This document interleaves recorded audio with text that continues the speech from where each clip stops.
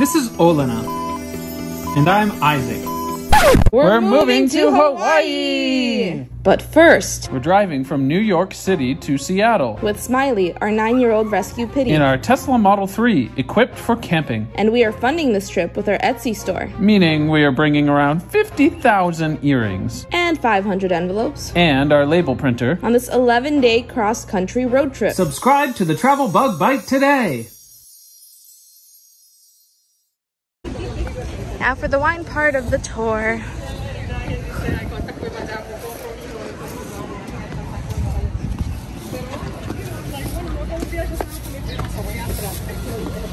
Oh, it's freezing in here. I love it. Oh. North Bass is an island about 2.5 miles north of us. And those 80 acres make up 70, maybe 75% of the grapes that we need for our 20 to 25,000 gallons of wine per year and our 5,000 to 7,000 gallons of juice. Harvest season usually begins mid to early September. These 3 machines you see here that we have beside the parking lot.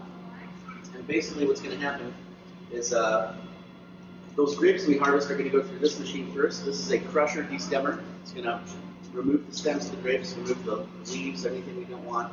It's also going to crush the skins of those grapes and make them easier to press.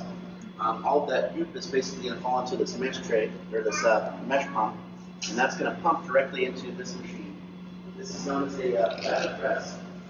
Basically, it's a whole 3 tons of grapes, and over the course of 2 hours, this big bag in here is going to partially inflate, inflate a bit more, deflate, so on and so forth, until all those grapes have been crushed against the side, and all the juice falls through these little slits into this catch tray. The juice that we get from that is going to smell and taste delicious, but it's going to be full of pulp. It's going to be full of little bits of skin and stuff like that. So the next step is actually going to be for us to filter it. Before we move on to the next room, I'm going to point out these oak barrels. We do not use oak anymore. We don't use any sort of wooden containers. Everything we do now is steel tank.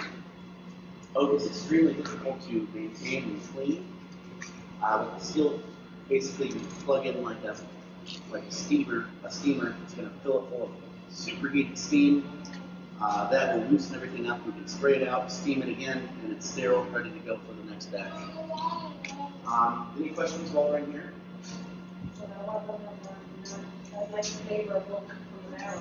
Yeah, we don't. Yeah, we don't do any oak. Yeah, some places will use oak chips. Yeah, we don't mess with oak chips. Yeah. Usually with like the whiskey barrels, they'll sort of like char out the inside of the oak, or else it'll feel like. Yeah. Okay. All right. Watch yourselves on these stairs. Oh, sorry. Ready to go in?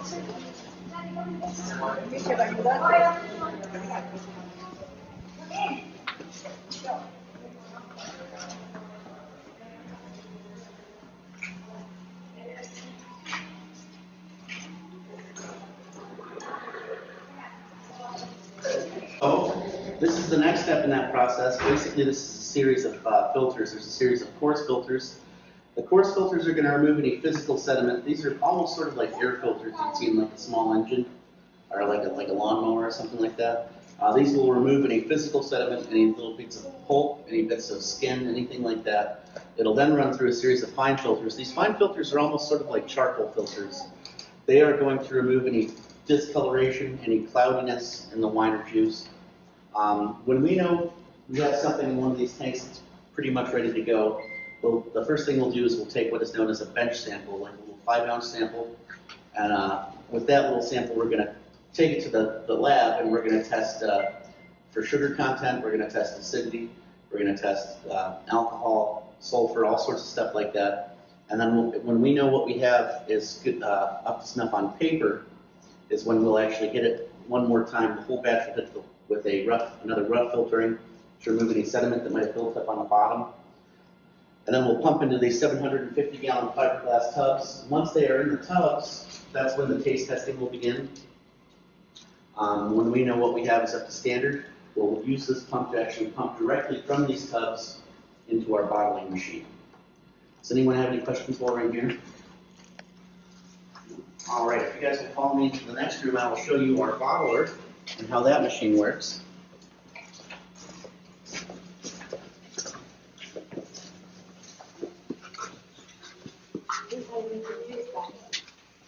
make your juice. Yeah, this is how they make your juice. So this is our bottler. It's about 30 years old, give or take. It's actually an Italian-made machine. It's going to take 3 people to run this comfortably. When we're bottling, there will be a big, huge pallet of empty bottles. We call them blanks. Someone will feed all those bottles onto this conveyor belt. The conveyor belt's going to move the blanks up to this cog, and that cog is basically going to rotate those bottles around until they're on one of these pedestals. All those pedestals are going to raise until they're high enough to trigger a release valve on one of the 12 pour spouts here. Each bottle will be filled to about 27 fluid ounces. The full bottles are going to come through. First thing that's going to happen to those full bottles, they're going to catch a little blast of nitrogen from that nozzle there. That's going to kick out any residual oxygen that might be stuck in the neck of the bottle. It'll catch a cap from this hopper, and then this part of the machine will actually come down and thread that cap airtight over the neck of the bottle so it's completely sealed. On this end, you'll have another person. He's going to be checking each bottle that comes out, making sure that it's filled correctly, making sure it's sealed correctly. He's going to put it back in its case. He'll also have a long sleeve of these loose-fitting tamper-proof seals. Each bottle will get one over the neck, and then we'll stack the whole case onto a pallet like you see here. Last person's the boss. He's watching to make sure everything's working correctly. If anything goes wrong, all he has to do is either hit the switch or open the door. That stops the machine dead in its tracks. We can figure out what's wrong, fix it, be back on our way. If we wanted to do a batch of wine that used corks instead of caps, there's basically 4 little bolts we would loosen, flip the whole apparatus around, seat it, tighten it back down, we'd be ready for corking. General rule of thumb, sweeter wines, more popular wines are going to get caps, drier wines are going to get corks. This machine's capable of doing up to 6 cases of 12 in a minute. We do about 2 cases of 12 a minute, and even then we would not be able to keep up with it going any faster than about 2 cases a minute. To give you an idea, our average pallet size is about 70 bottles. It usually takes us roughly 40 minutes to get a pallet of 70 bottles done. It can get a little hectic. Next step is actually to label those bottles. That's where this machine comes in. This is a labeler. This is usually more of a one-person job. So all those bottles we just got done, we're going to load them onto here. There's a steel cylinder there. That steel cylinder is basically just a heat gun connected to an air compressor. That's going to give each bottle a little blast of heated air. That's going to shrink that tamper-proof seal. And at the end, each bottle is going to hit a trigger. That trigger is going to cause these rollers to capture the bottle and spin it. As the bottle's spinning, it'll spit the edge of the label out. And all of our labels are really basically just big stickers. So it's going to spit the edge of the label out. If it's set up correctly, each bottle should be centered, ready to go. Back into its case, we'll wheel it into our stock room. And then from there, we just have to slap a tax stamp on each case and send it next door or ship it to Orange and Beverage, and then we're good to go. Any questions while we're in here? All right, if you guys will follow me into this last room. Be careful on these stairs. These stairs are not even.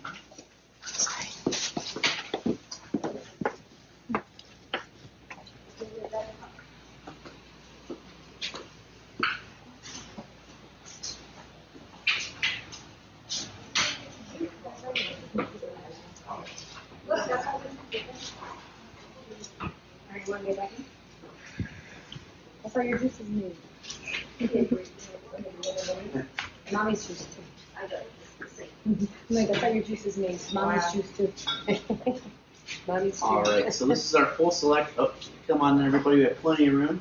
If anyone can't see, feel free to move up to the front. Nice table. This is everything that we have available at the moment. Everything goes from sweet on my left to dry on my right, starting with Sweet Bell. Sweet Bell is a blend of Catawba and Concord, mostly Catawba. The Concord's just going to give it that nice little pink color. Very, very sweet, almost candy-like. Sweet Concord's going to taste a lot like Concord grape juice. It's 12% alcohol. Pink Catawba is the same blend as the Bell, but it's not quite as sweet. It has more of a tartness to it, but like a strawberry tartness. It's not dry by any means. Niagara is made from a sweet white grape. The Niagara grape itself is usually the first grape to start getting ripe around September. Sauterne, this is one of my favorites. It's a blend of Niagara and Catawba grapes. Island Chablis is a blend of Vidal and Riesling grapes. Our Riesling's more middle of the road, not quite as sweet as a lot of Rieslings tend to be. Burgundy is a blend of Concord and Ives. It's going to start off sweet and grapey. It's going to finish with a very slight dry finish. Delaware is a semi-dry white. The Delaware grape itself is from this part of the continent, U.S. and Canada. It's been used for a very, very long time. Chambourcin Rosé. This batch came out significantly darker than usual. Usually it's a very light pink. We liked the flavor. We didn't want to risk dumbing the flavor down by hitting it with any more filterings. So we just decided to bottle it as it was. This has nice cherry tart tones, kind of a cranberry tone as well. Chardonnay, like I said, we don't use any oak in our wine. This is a completely unoaked Chardonnay. As a result, it's going to have a skosh more residual sugar than usual. Sauvignon Blanc is a nice dry white. This is citrusy, kind of a tropical fruity tone. Cedarwoods Red. What was that? Enjoying the tour. A little kid. Eli. Cedarwoods Red. It's also made from the Chambourcin grape. It's going to have similar flavor profile to the Chambourcin, but it's going to be darker and drier. It's going to have more like a dark Bing cherry, kind of a dry cranberry, sort of like the craisins, I think they call them. Yeah. Good table wine. Claret is a blend of like 4 different dry reds. Iced wine. Oh. Notice it's iced with a D at the end. It's not ice wine. We actually can't call it ice wine because we manually freeze the grapes. That is actually gives us a very big advantage compared to the traditional ice wines because, of course, we know what the freezer's set at. We have a better idea of how long it takes for them to freeze. What happens when you freeze a grape is the last liquid in that grape to freeze is usually the sugar content. So even though you get way less out of this press, what you do get is going to be 4 or 5 times sweeter. This has really delicious sort of apple cider tones and a very robust sort of a honey sweetness. This you cannot get with your drink token. This is actually $12 per 5-ounce cup or $30 a bottle, but you do get a nice Heineman Winery souvenir glass you can take home with you. Grape juice, we don't add sugar, we don't add water, we don't add artificial coloring, no corn syrup, nothing like that. This is pure grape juice. The only thing we add is something called sodium benzoate, and if we skip the sodium benzoate, it would there's a pretty good chance it could ferment after bottling. We also don't pasteurize this, which means you can only buy it here on the property, or you can order it online from our website. If you've ever had an unpasteurized juice of any sort, it is very delicious. There's a lot of flavor that gets lost when you pasteurize anything. We offer quantity discounts for to-go orders. If you were to get a case of 12 to go, that would come with a 10% discount. A case of 6 would come with a 6% discount. And if you got a 4-pack, a 6-pack, or a case of 12 to go, but you didn't want to haul it around with you for the rest of the day, we can ship it to the Miller Ferry or the Jet Express as long as we have enough time. If you come up and say, hey, we're getting on the boat in 20 minutes, can you send this boat to the boat dock for us? We're not going to be able to do that. We have to have at least 45 minutes to an hour's notice. And also, you want to pick it up at the dock before you get on the boat. If you get on the boat without picking it up, you're sort of out of luck. Any questions? How do the awards work? Is it like an annual thing, or? Yeah, this is from the Great American International. Okay. And this is actually from 2019, since we didn't have it last year because of all that stuff. Good way to put it on us. Yeah. These are our awards from 2019. I don't think we even had the chance. I don't know if they did it again this year either, honestly. So yeah. Any other questions? Thank you. Thank you very much. If you guys have your tokens, you can turn up at the bar for a cup of juice and wine. Thank you.